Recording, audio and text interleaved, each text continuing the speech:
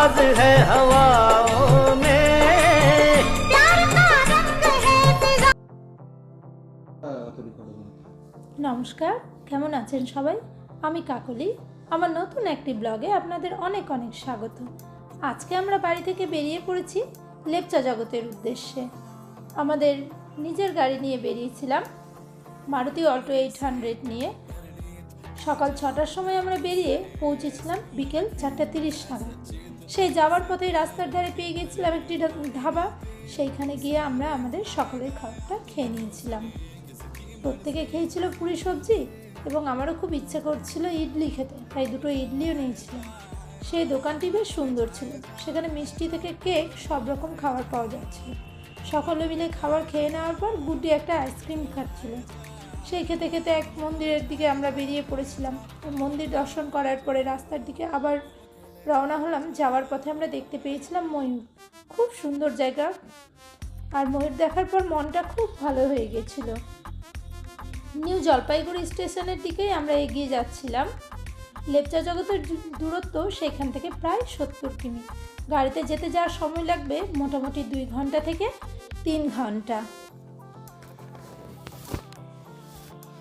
যারা লেপচা জগৎ যেতে চান তাদের উদ্দেশ্যে একটি কথা বারবার করে বলবো, নভেম্বর এবং এপ্রিল মাস হচ্ছে খুব সুন্দর ওয়েদার। কারণ সেই সময় ঝাঁ চকচকে রৌদ্র থাকলে কাঞ্চনজঙ্ঘাটা খুব সুন্দরভাবে দেখা যায়। এই যে আমরা দেখতে পাচ্ছেন খুব সুন্দর কসমস ফুলগুলো, আমার বাড়িতেও জানেন তো খুব সুন্দর কসমস ফুটেছিল। এই জায়গাটা থেকেও কিন্তু কাঞ্চনজঙ্ঘা সুন্দর দেখা যায়। যেদিন আমরা যাই সেদিন আমরা দেখতে পেয়েছিলাম। আমাদের হোমস্টে আমরা প্রায় পৌঁছেই গেলাম। এটা হচ্ছে সাংমু হোমস্টে। এই জায়গাটা খুব সুন্দর, দেখুন গাড়ি পার্কিংয়ের ব্যবস্থা রয়েছে এবং তুলনামূলক অন্যান্য হোমস্টে থেকে খরচও অনেক কম। আমরা যেনার হোমস্টেতে গিয়েছিলাম ওনার মালিক হচ্ছেন নর্মতামা। এই যে সাংমুগন্যা হোমস্টে, দাদা ভাইয়ের ব্যবহার এত ভালো, না গেলে বুঝতে পারবেন না। এবং খরচও খুব কম। সিজনে যদি আপনারা যান তো 1600 টাকা পার হেড পড়ে এবং রুমগুলোও খুব সুন্দর। আপনাদের একে একে সব দেখাবো, আপনারা আমার সঙ্গে থাকুন। এই যে উনি কিন্তু প্রথমেই আমার ছোটো মেয়েকে নিয়ে হোমস্টের দিকে এগিয়ে চলেছেন। প্রথমে উনি আমাদের সবগুলো রুম দেখিয়ে দিচ্ছিলেন, যার যেটা রুম ভালো লাগবে আমরা রুমগুলো একে একে দেখে নিচ্ছিলাম। এখানে ডাবল বেডের ছিল। এখানে এসে গুড্ডি তো খুব খেলা করছিল এই রুমটিতে। আর সমস্ত কিছু পরিষ্কার পরিচ্ছন্ন। আর ওখানে খাওয়ার ব্যবস্থাও কিন্তু দারুণ চমৎকার রান্না। নবভাইয়ার যিনি মিসেস উনি খুব সুন্দর রান্না করেন। এই যে ওনার কিচেন। আমাদের যেতে একটু দেরি হয়ে গেছিলো। দুপুরের খাবারটা আমরা বিকেলেই খেয়েছিলাম। প্রবাল এখানে খাবারটা সার্ভ করে দিচ্ছে, গরম গরম ভাত, ডাল, ডিমের কারি। আমরা এইটুকুনটাই বলেছিলাম, তখন তো আর হঠাৎ করে মাছের কথা বলা সম্ভব ছিল না। এবং খাবার সত্যি খুব সুস্বাদু, বাড়ির মতো বাঙালি খাবার যেমন আমরা খাই সেইভাবেই আপনারা পেয়ে যাবেন। আর ওনার গাছের অর্গ্যানিক কোয়াশ দারুণ টেস্টি। খাওয়া দাওয়া কমপ্লিট করে আমরা এগিয়ে পড়েছিলাম ভিউ পয়েন্টের দিকে। এইখান থেকে কাঞ্চনজঙ্ঘা খুব সুন্দর দেখা যায়। যে চলুন আস্তে আস্তে ভিউ পয়েন্টের দিকে এগিয়ে যাই। এইখানে বাচ্চাদের জন্য একটা দোলনা ছিল, বড়দের বসার জন্য চেয়ার সিস্টেম করা ছিল, খুব ভালো।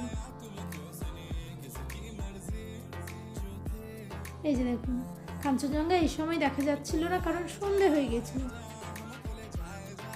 সূর্যাস্ত প্রায় হয়েই যাচ্ছিল। তার মধ্যে নিচে শ্বেতা আর গুড্ডি আর দেখুন ওর কাকিমা, 3 জন মিলে বেশ আনন্দ করছিল। আমরা ওখান থেকে ফিরে এসেছিলাম রুমে, এসে পকোড়া এবং চা খেয়েছিলাম। তারপর রাতের সৌন্দর্য উপভোগ করছিলাম। 1 পা 2 পা করে হাঁটতে হাঁটতে বেরিয়েছিলাম রাস্তার দিকে। এই দৃশ্যটা আপনারা, আমি যেখানে হোমস্টেতে ছিলাম সেই ছাদ থেকে তোলা। সূর্যাস্তের সময় কত সুন্দর লাগছে আকাশটা দেখুন। এই যে এটা আমাদের হোমস্টে। প্রবাল আর দীপক ছাদের মধ্যে বসে প্রকৃতির সৌন্দর্য উপভোগ করছিল, আবার ছবিও তুলছিল। এই যে শ্বেতা আর প্রবাল বেরিয়ে পড়েছিল একটু, যে না আমরা একটু ঘুরে আসি। তারপরে ঘোরাফেরা হয়ে গেলে ফিরে এলাম আবার আমাদের হোমস্টেতে ডিনারের জন্য। যাই হোক, দীপক আর লাড্ডু মিলে আজকে ডিনার সার্ভ করে দিচ্ছে। ম্যাডামের খুব ঠান্ডা লেগেছে, একদম ঠান্ডা ঠান্ডা কুলকুল। আমরা রাতের ডিনার কমপ্লিট করে নিয়ে চলে গিয়েছিলাম একটা প্রোগ্রাম দেখতে। সেখানে পাহাড়িদের খুব সুন্দর একটা অনুষ্ঠান হচ্ছিলো, ছোটো ছোটো খুদে বাচ্চাগুলো নাচ করছিল। শুধু প্রোগ্রাম নয়, সেখানে পাহাড়িদের একটা পুজোও হচ্ছিল, যেটা আমরা খুব সুন্দরভাবে উপভোগ করছিলাম। তারা নিজেদের ভাষায় গান করেই সেই প্রোগ্রামটা করছিলেন। আপনারাও দেখুন, ভালো লাগবে।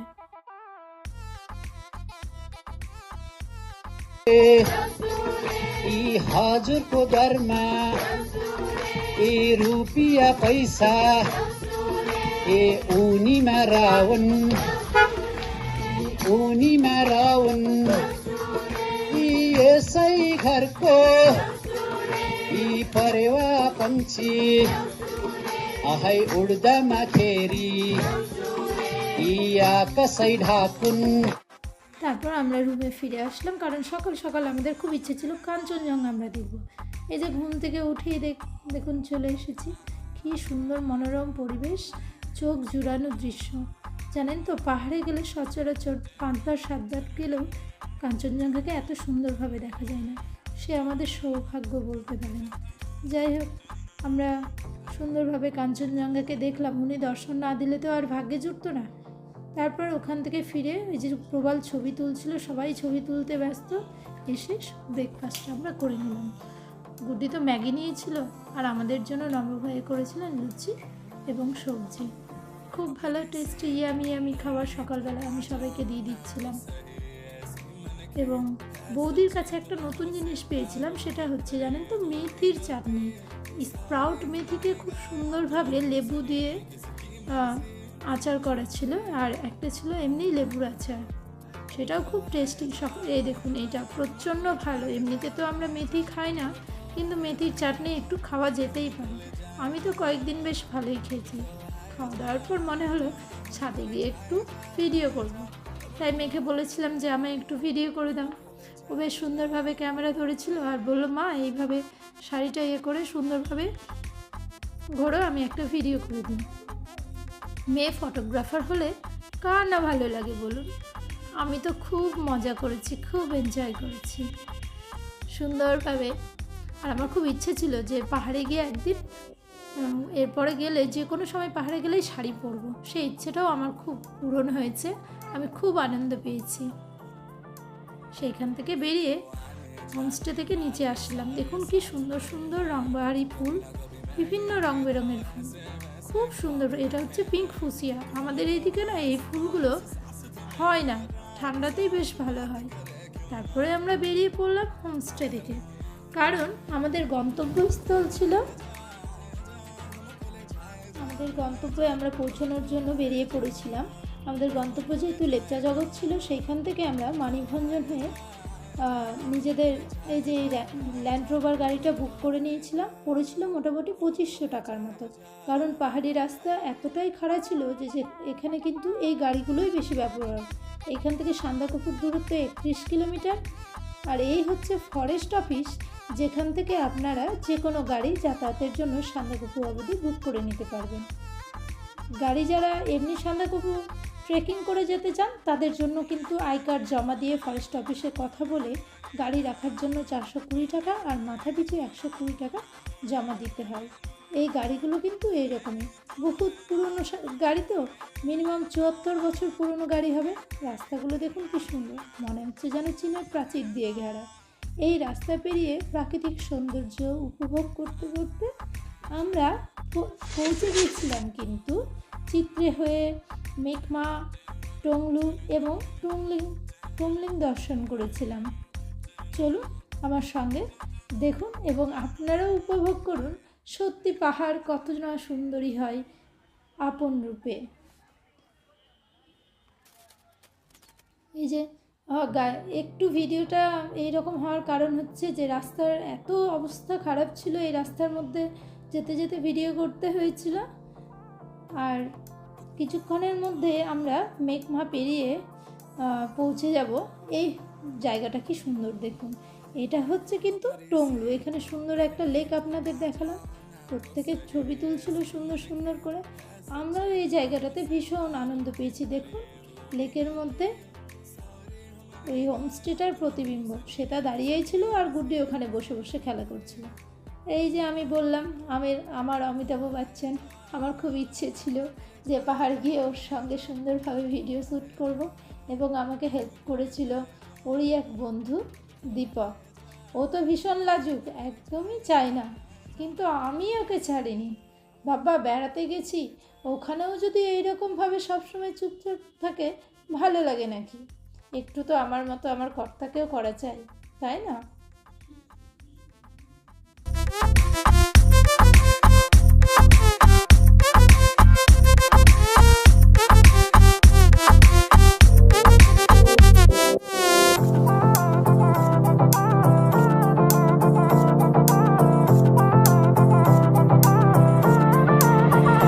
देखो आने जाने वाले सारे साथ खड़े हैं, कभी ना कभी मैंने भी तो ऐसे वैसे ख्वाब देखे हैं कि हम तो आस पास साथ में और रात साथ बात करे, क्यों ना रह लो ना।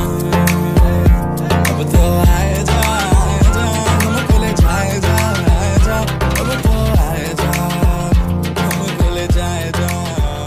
তো খুব হাসাহাসি করছিল, আর এইখানে আমার বড় মেয়ে সেটা ছবি তুলে নিয়েছিল। এই হোমস্টেটা খুব সুন্দর, সামনে ছোট ছোট ক্যাম্প ছিল, আর ওই উঁচু যে পাহাড়টি সেখানে উঠে চারিদিকের মনোরম দৃশ্য আমরা উপভোগ করছিলাম। আমার পক্ষে সম্ভব হয়নি, কারণ আমার এমনিতেই কোমরের সমস্যা ছিল। যতটা পেরেছি ততটা আপনাদের কাছে তুলে ধরার চেষ্টা করেছি।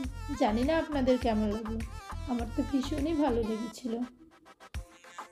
তারপরে আমাদের গন্তব্যস্থল ছিল টুংলু থেকে বেরিয়ে আমরা গিয়েছিলাম টুমলিং। যে আমি ওখানে ভিডিও করছিলাম দাঁড়িয়ে দাঁড়িয়ে, আর আমাদের ড্রাইভার সাহেব আমাকে একটা ছবিও তুলে দিয়েছিলেন। এই যে এই জায়গাটা হচ্ছে টুমলু। আমরা এখান থেকে বেরিয়ে পড়ব, এবং এই যে দেখুন চীনের প্রাচীর, না বললেই নয়। টুংলুতে তেমনভাবে কিছু দেখার নেই। টুংলু ওইটুকুনটা জায়গা পরিদর্শন করে আমরা যখন টুমলিং গিয়েছিলাম, ওই টুমলিং থেকে সান্দাকপুর দূরত্ব হচ্ছে মাত্র 7 কিলোমিটার। নভেম্বরে তো ঝাঁ চকচকে পরিবেশ থাকে, কিন্তু জানুয়ারির পরে গেলে বরফে ঢাকা থাকে। যারা ট্রেকিং করতে যান তাদের हमरी से परनीत आ जाओ ना तो सही, ऐसे मन की है सच्ची तुम से तारों की টুমলিংয়ের লোভনীয় পরিবেশ থেকে একটু নাচও করেছিলাম, আবার ছবি তুলেছিলাম। এই ছবিটা আমাকে প্রবাল তুলে দিয়েছিল। যে দেখুন আমরা বেরালাম, বেরিয়ে কিছুটা আসার পরে ওখান থেকে 3 কিলোমিটার ছিল, মানিভঞ্জন থেকে 3 কিলোমিটার হচ্ছে। हमको ले जाए जा, अब तो आए जा हमको ले जाए जा, अब तो आए जा हमको ले जाए जा।